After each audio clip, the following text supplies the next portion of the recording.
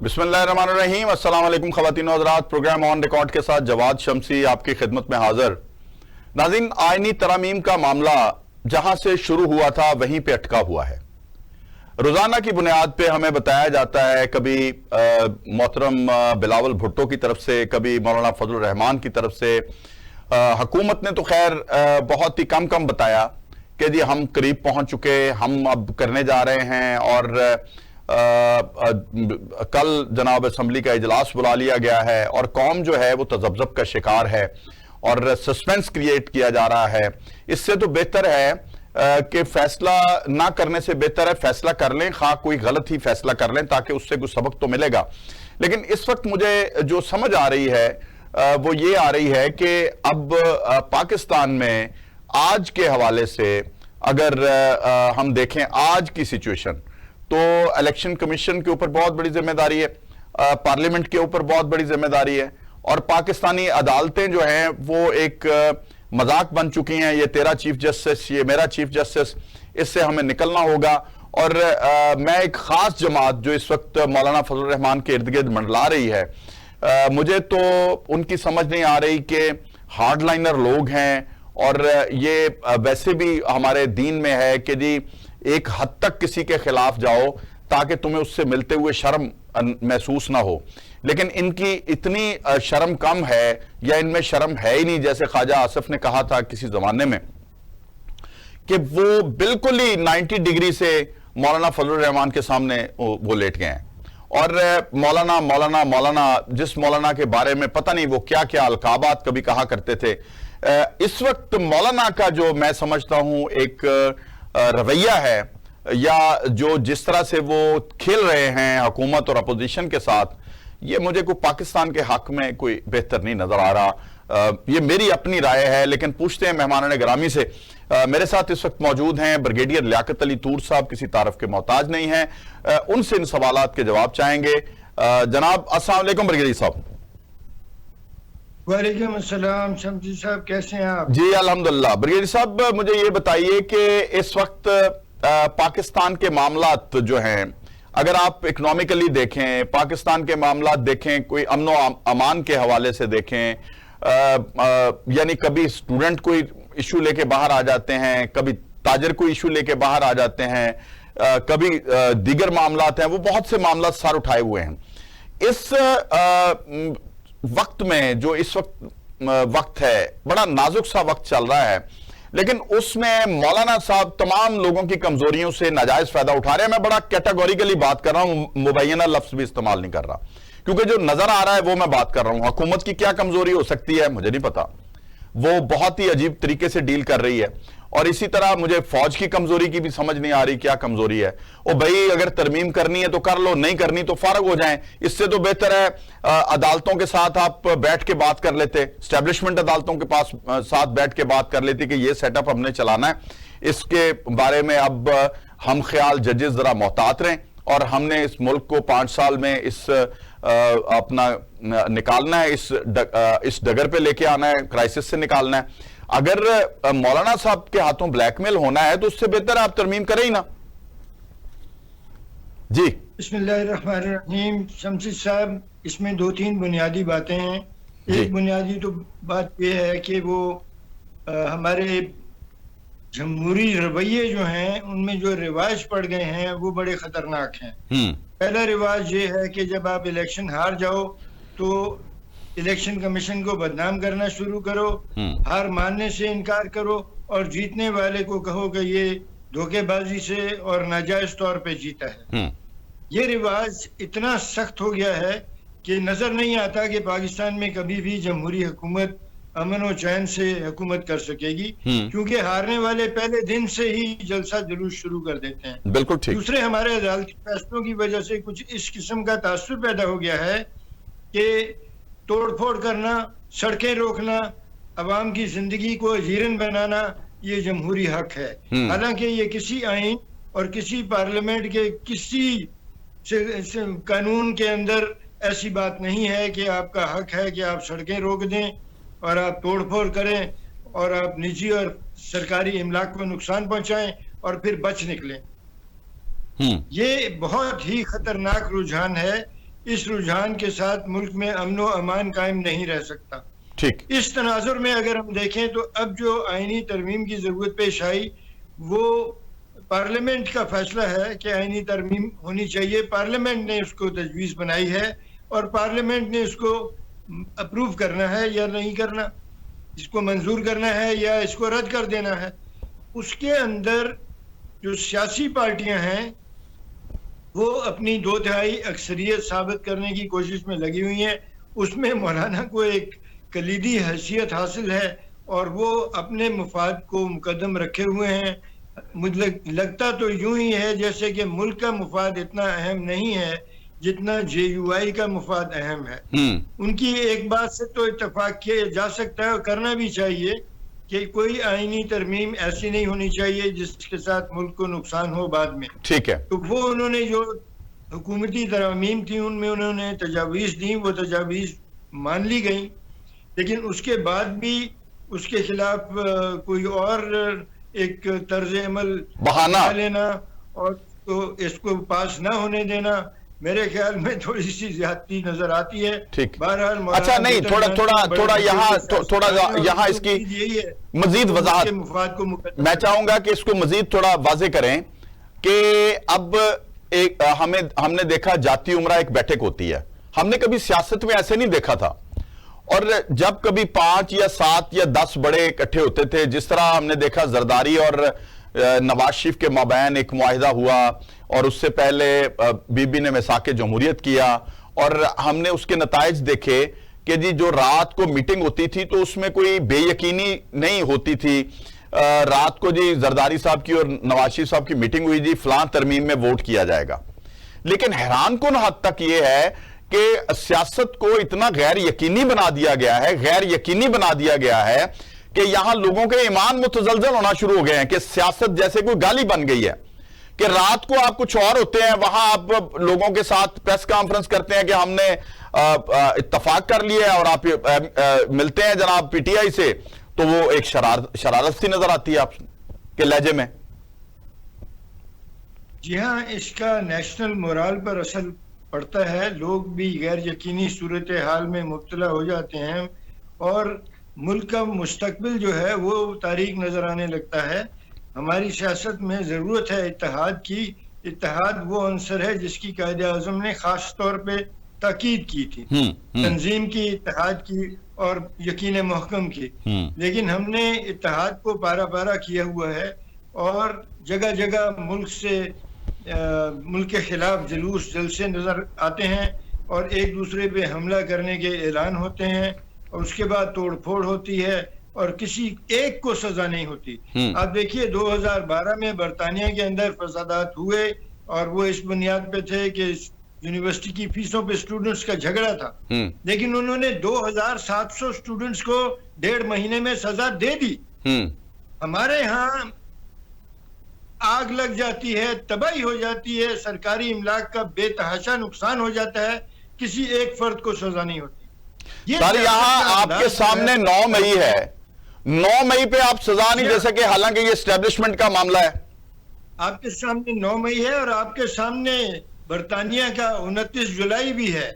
अभी उसको 3 महीने नहीं हुए कि उसमें तमाम लोगों को सजा हो गई है और एक सजा को भी कैंसिल नहीं किया, किसी को ऐसी जमानतें नहीं दी कि इसको किसी सूरत अरेस्ट नहीं करना। ऐसा कोई तमाशा नहीं हुआ वहां पर जो पाकिस्तान में रोज का मामूल है। इसी तरह आप देखें कि अमेरिका के अंदर जो कैपिटल हिल पे हमला हुआ उसकी भी 750 से ज्यादा लोगों को सजा हो गई। सही। और सिर्फ थोड़ी से केसेस के अंदर उनके कोर्ट ने ये कहा कि इनका मुकदमा जो है ये दोबारा चला लिया जाए। और ये वो लोग थे जो जिन्होंने कहा कि हम तो सिर्फ वहां मौजूद थे। बरतानिया में इस आर्गुमेंट को भी नहीं माना गया। जिन्होंने कहा कि हम तो सिर्फ वहां मौजूद थे और देख रहे थे, उनको भी सजा मिल गई। बिल्कुल ठीक है। और उनको इसलिए सजा मिल गई कि आप बरतानवी शहरी हैं, आपको बरतानिया के साथ वफादारी दिखानी चाहिए थी, आपको हुल्लड़बाजी और तोड़फोड़ करने वालों को रोकना चाहिए था। बिल्कुल ठीक बात, बिल्कुल ठीक। अभी ये पाकिस्तान के अंदर जो सियासत का अंदाज है ये बहुत ही खतरनाक है, इसकी इस्लाह होनी चाहिए और इसके लिए अगर कोई पार्लियामानी तरमीम की जरूरत है आइन के अंदर तो वो होनी चाहिए। ठीक। और उस आइन के अंदर जो तरमीम है वो पार्लियामेंट कर रही है। पार्लियामेंट को हक हासिल है कि वो तरमीम करे। बिल्कुल ठीक है, और ये कोई गैर जमहूरी बात नहीं है। बिल्कुल हाँ ठीक है, अगर उनके नंबर पूरे नहीं होते तो जो सियासतदान नंबर पूरे कर सकते हैं वो अपनी बातें मनवाएं, इसमें कोई हर्ज नहीं है। मौलाना की बात को मेरा ख्याल है कि बड़ी अहमियत मिलनी चाहिए। लेकिन जब एग्री जब सर जब मेरा सवाल ये है, सुने मेरा सवाल ये है कि जब एग्रीमेंट हो जाए उसके बाद नए शोशे छोड़ना, कौम को क्यों ये मुतजलजल कर रहे हैं? इंटरनेशनल मीडिया उसको कवर करता है और फिर ऐसी ऐसी बातें करना कि आप जो पीटीआई की जुबान है, मैं जरा थोड़ा वाजे कर देता हूं कि जी हमारे सेनेटर्स को अगवा किया जा रहा है, फिर इनके जो कामरान मुर्तजा हैं, फिर खुल के बात करें ना, कौन अगवा कर रहा है, कौन गालियां दे रहा है, कौन इस्तीफे ले रहा है, फिर बात करें। ये क्या है कि खुफिया रख के, ये तो इसी तरह है कि पंजाबी जाके दूसरे शख्स से कहे कि यार उन्हें तेनों बहुत गालियां देती हैं, तो वो कहे कौन सी गाली दी है, वो गाली बता ही ना सके। सही है, वो गाली बता ही ना सके। करना बिल्कुल जुर्म है, इससे किसी को इनकार नहीं है। अगवा किसी को भी करना जुर्म है और मौलाना को जो शिकायत है उसको देखना चाहिए, उसकी तहकीक होनी चाहिए। लेकिन अगर ये बाद में साबित हुआ कि ये भी कोई ड्रामा था, इस तरह अभी ये बहुत बड़ा ये रेप केस बना पंजाब कॉलेज के अंदर और बेतहाशा जलसे जुलूस निकल आए, तोड़ फोड़ हो गई, बड़े लोग जख्मी हो गए और बाद में पता ये चल रहा है कि जी ये तो सिर्फ हमारे सोशल मीडिया की कारस्तानी थी। तो इस तरह की सोशल मीडिया की कारस्तानियों ने 29 जुलाई के केस में बरतानिया में भी फसाद बर्पा कर दिया। तो अभी अगर ये उनका इल्जाम है कि कोई सेनेटर अगवा हुआ है तो उसकी बरामदगी होनी चाहिए, लेकिन बाद में कहीं ऐसी सूरत हाल ना निकल आए कि वो खुद रूपोश थे। हमारे यहाँ तो सियासत में बहुत कुछ होता है। बहरहाल उम्मीद है कि सियासतदान सारे मिल के कोई सूरत हाल का हल निकालेंगे। पाकिस्तान का ये रिवाज खत्म होगा कि जमहूरियत का मतलब तोड़ फोड़, हुल्लड़बाजी और हुकूमत को न चलने देना है और अपनी हार किसी सूरत ना मानना है। सही, ये बहुत ही खतरनाक। अच्छा, अब मुझे बताएं, अब हमने चढ़ाई करना, अपोजिशन के बारे में तो बात कर ली, हम हुकूमती कमजोरियों के ऊपर भी तो हमें बात करनी है ना। मुझे बताएं कि अगर इतनी ताकत ही नहीं है, आप 40 किलो बोझ उठाने के काबिल हैं, तो आप 70 केजी उठाते क्यों हैं? अच्छा, अगर कोई आपको सहारा देने के लिए तैयार नहीं है, मिन्नत समाजत भी आपने कर ली, तो फिर कोई और रास्ता कोई अख्तियार कर लें, बेहतर तो ये है। और आपने पूरी कौम को मखमसे में डाला हुआ है और इतनी अहमियत नहीं उन सियासतदानों की जो बहुत ज्यादा बना दी गई है, फिर आप कहते हैं जी अवाम उनके पीछे जाते हैं। जब हुकूमत को कोई ताकत से रोक सकता है तो फिर अवाम तो उसी के पास जाएंगे जो ताकतवर होगा। ये तो सारे इत्तेफाक करते हैं इस बात से आप। जी हाँ, बिल्कुल सही बात है। जिसके पास अक्सरियत है उसकी हुकूमत बनी हुई है, पार्लियामेंट के अंदर बनी है, कोई बाहर तो नहीं बनी। अब उसको ये कहना कि तुम मुसल्लत किए गए हो, तुम नाजायज हो, तो ये सिलसिला तो कहीं रुकेगा नहीं। कल आपकी हुकूमत होगी, आप पे भी ये इल्जाम लग जाएगा बगैर सबूत के कि तुम मुसल्लत किए गए हो और तुम नाजायज हुकूमत हो। ये बहुत ही खतरनाक रुझान है हमारी जमहूरियत में। वो पुरवकार अंदाज नजर नहीं आता जो अच्छी पार्लियामेंट्री जमहूरियतों में होता है। हमने खुद पार्लियामानी निज़ाम चुना और हम खुद ही उस पार्लियामानी निज़ाम को चलने नहीं देते। दूसरी बात यह है कि अगर आपकी कलीदी हैसियत है तो आपको हक है आप उस कलीदी हैसियत से फायदा उठाएं, अपनी बातें मनवाएं, लेकिन मुल्क को तो चलने दें। इस वक्त जो हमें सूरत नजर आती है वो तो नजर आती है कि ये शायद हमारे मुल्क को किसी की बद्दुआ लगी है या क्या सूरत हाल है। लग ऐसे रहा है। हम एक जमहूरी हुकूमत को चलते देख ही नहीं सकते। हमारे यहाँ ये जो रिवाज बन गया है ये हमें हमारी तरक्की का रास्ता इसने रोका हुआ है। एक प्रोजेक्ट बनता है उसको हम नाकाम कर देते हैं। कालाबाग डैम हमने नहीं बनने दिया और दिहाइयों की अजियत उठाई बिजली की कमी की। अब अगर सीपैक सामने नजर आता है तो हमारा इत्तेहाद का फुकदान जो है वो इस मंसूबे से फायदे उठाने देने से मुल्क को रोकता है। इसी तरह पूरी दुनिया के अंदर हमारे लिए जो इस वक्त मौके मैसर हैं वो इंतहाई शानदार हैं।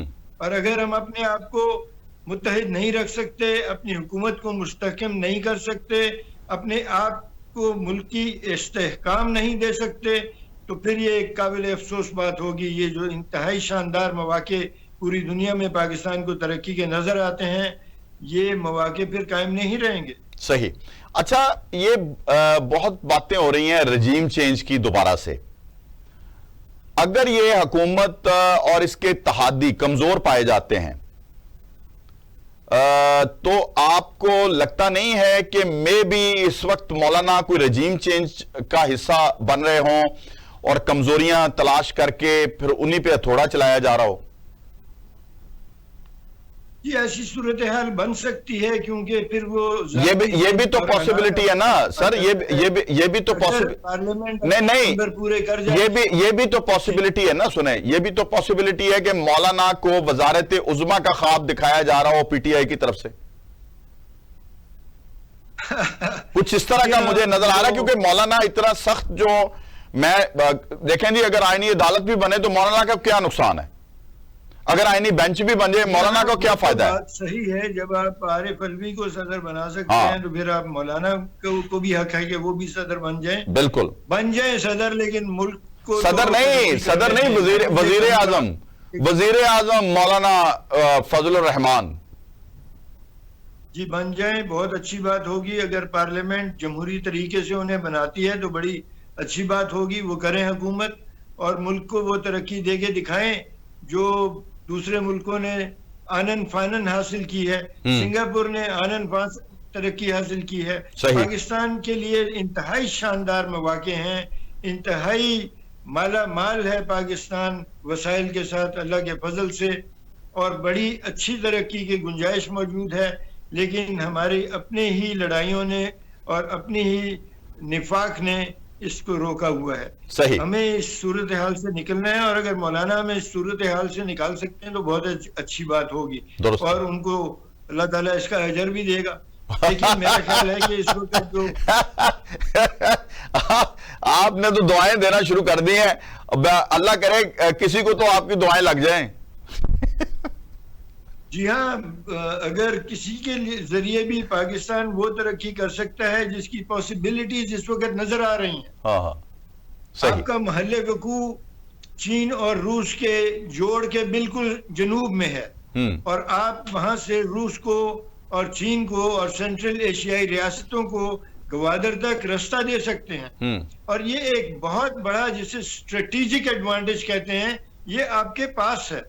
आपके साइंसदानों ने दिन रात मेहनत करके आपको एटमी ताकत बना दिया हुआ है। सही। आपकी फौज दुनिया की छठी बड़ी फौज है, और जहां भी फौजी मुकाबले होते हैं वहां हमेशा गोल्ड मेडल या सिल्वर मेडल से नीचे नहीं जाती पाकिस्तान। दुरुस्त है, बिल्कुल ठीक। दुनिया मुतरफ है। अच्छा, आप मुझे बताएं कि अब एक आखिरी सवाल है कि आपको लग क्या रहा है, होने क्या जा रहा है? मुझे नजर आता है कि पार्लियामेंट ने जो फैसला किया हुआ है वो अपनी अक्सरियत के साथ ये तरमीम जो उनको चाहिए पार्लियामेंट को वो मंजूर करा लेंगे। और मैं समझता हूँ कि मौलाना बिल आखिर मान जाएंगे, लेकिन उनको मनाना एक कार दारद है। अल्लाह करे मान जाएं और पार्लियामेंट को। लेकिन आपको लगता नहीं है कि एक तरीका वारदात अपनाया जा रहा है कि हुकूमत को डिफेंसिव किया गया है, और हुकूमत डिफेंसिव नजर आ रही है, क्योंकि जिस मकसद के लिए वो करना चाह रहे थे, पहले तो काजी फाइज ईसा को आउट किया गया और अब जनाब मंसूर अली शाह की आमद नजर आ रही है। यानी इसमें तो पीटीआई अपनी जो चाल खेलने में कामयाब हो रही है। अब मौलाना साहब मुझे नहीं समझ आ रही कि किसके हाथों में खेल रहे हैं। या तो फिर स्टैब्लिशमेंट मौका फराहम कर रही है हुकूमत के खिलाफ। देखिए हमारे, क्योंकि मेरा और आपका ये प्रोग्राम रिकॉर्ड पे रहेगा, इंशाअल्लाह रिकॉर्ड पे रहना चाहिए। हम तो ये उम्मीद करते हैं कि पाकिस्तान इन सियासी मुश्किलात से निकल जाएगा। जहां तक हुकूमत को दबाव में लाने का ताल्लुक है शमसी साहब, ये तो सियासत में होता ही है। जिसके पास वोट्स हैं और जिसकी कलीदी हैसियत है वो हुकूमत को दबाव में जरूर लाता है, और अपनी अहमियत मनवाता है। और इसी का नाम सियासत है कि इन्हीं पाबंदियों में रहकर, इन्हीं मुश्किलात में रहकर कोई रास्ता तलाश कर लिया जाए, इसी को सियासत कहते हैं। और जो इस वक्त वजीर आजम हैं, उनसे भी ये उम्मीद है कि वो किसी ना किसी तरह कोई रास्ता निकाल ही लेंगे सही, मुल्क को तरक्की की राह पे बिल्कुल और ठीक, इस्तेहकाम बिल्कुल की राह ठीक। पे डालने के लिए। बहुत बहुत शुक्रिया, ये बहुत पाकिस्तान बहुत के लिए शुक्रिया, वक्त बड़ा नाजुक है जो आपने कहा था। बहुत बहुत शुक्रिया जनाब ब्रिगेडियर लियाकत अली तूर साहब, आज हमारे साथ प्रोग्राम में मौजूद रहे। नाज़रीन, बातें बिल्कुल ठीक हैं, वक्त नाजुक है, लेकिन उस वक्त का कोई एहसास करे तब ना। हर कोई अपनी अपनी सियासत कर रहा है। प्रोग्राम को आगे बढ़ाएंगे एक ब्रेक के बाद, और ब्रेक के बाद जब आएंगे तो इन्हीं मौजूआत को लेके आगे बढ़ेंगे। मेरे साथ रहिएगा।